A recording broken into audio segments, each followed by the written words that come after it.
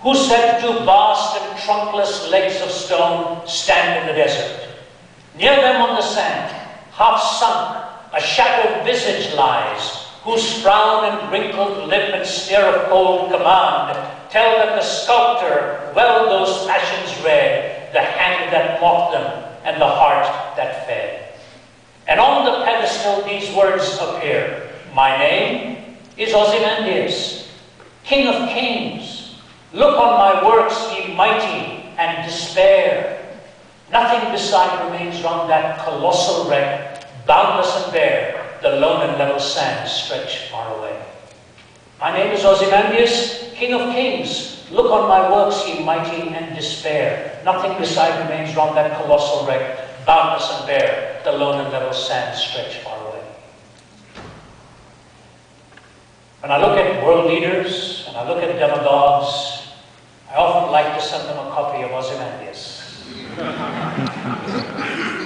We think we are so strong and so capable that we have all the answers, be it politically or philosophically or scientifically, only to look back upon the vast desert terrain and see the crestfallen countenances of people that once were.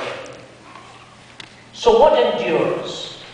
It was the great American writer, James Russell Lowell, who said this: truth forever on the scaffold, wrong forever on the throne. But the scaffold sways the future, and behind the dim unknown standeth God within the shadows, keeping watch above his own. Truth forever on the scaffold, wrong forever on the throne. But the scaffold sways the future, and behind the dim unknown standeth God within the shadows, keeping watch above his own. The man who gave to the world the nuclear, to the Soviet nuclear bomb, Andrei Sakharov, before he died, said this: I have changed my convictions. I thought the most powerful weapon in the world was the bomb. He said it isn't. He said the most powerful weapon in the world is the truth. And it will be truth that will ultimately sway the future. And behind the dim unknown, God keeps watch over his own. It was James Russell Lowell who also wrote the hymn, once to every man and nation comes a moment to decide, in the strife of truth with falsehood, for the good or evil side. With each choice, God speaking to us, answers them, gives us the bloom of light. Then the man or nation chooses for the darkness or the light. With each choice, God speaking to us, gives us then the bloom of light. Then the man or nation chooses for the darkness or the light. Let me talk about the choices this nation may make. And I look back upon two people who led their nation. One was a man called Manasseh, another was a man called Josiah. And you tell us where we are, and let's see if we can find some answers into the future. Manasseh took the throne of Israel at 697 before Christ. He became the longest reigning monarch they had ever had. The ironic thing about Manasseh is this, that he succeeded a man who had been a kind of a revivalist for the people in the land. I'm talking about Hezekiah. Hezekiah reinforced for the people all that it meant to worship God in spirit and in truth. But young Manasseh came on. He was a very young lad when he took power. And he decided to make three choices for his nation. The first was this: he was leading a reaction against the faith of his fathers. He led a reaction against the faith of his fathers. Now, here's the point I want to make to you very clearly. Whenever you remove any fence, says G.K. Chesterton, always pause long enough to find out why it was put there in the first place.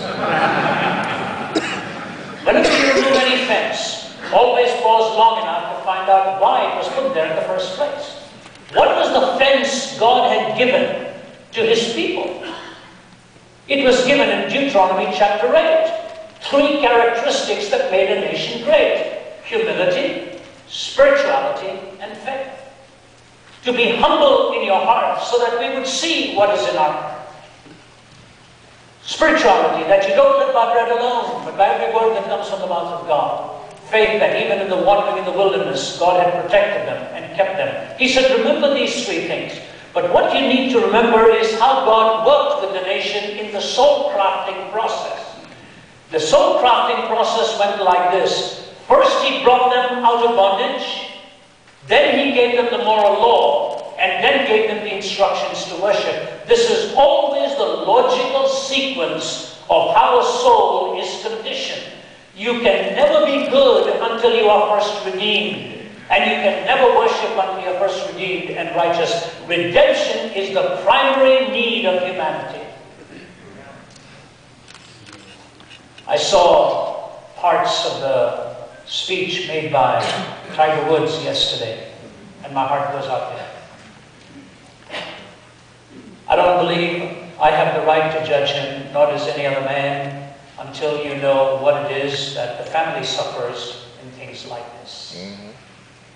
When you look at a betrayed person and look at betrayed children, you stop throwing stones because you want to help them find their journey back. There's two things that stand out. One thing he proves indisputably, and I want you to hear me very carefully. He proves indisputably that when you get to the top of success, there's nothing there. It still leaves you empty. And so almost like a beaten person, though he was a champion, he was running around from place to place looking for momentary thrills. And found out that also left him empty.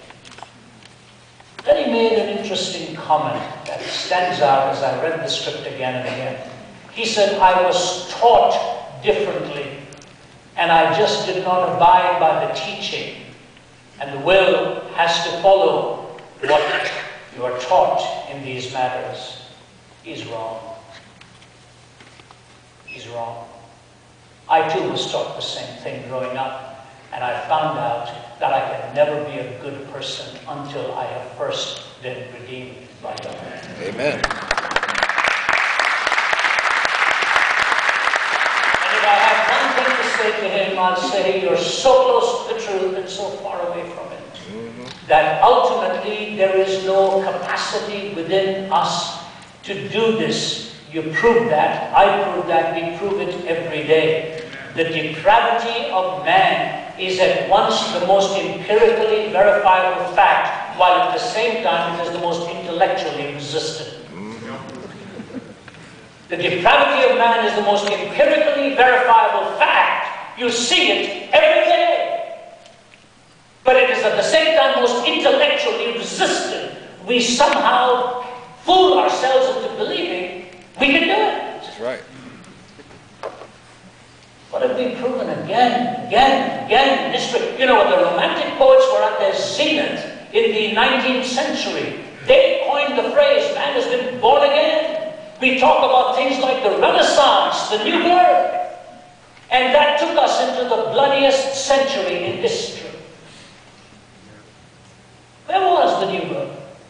In ideas? No.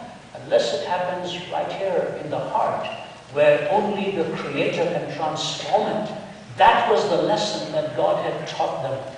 And this was the one that Manasseh railed against and resisted. And so I say to us as Americans here, let me ask you this.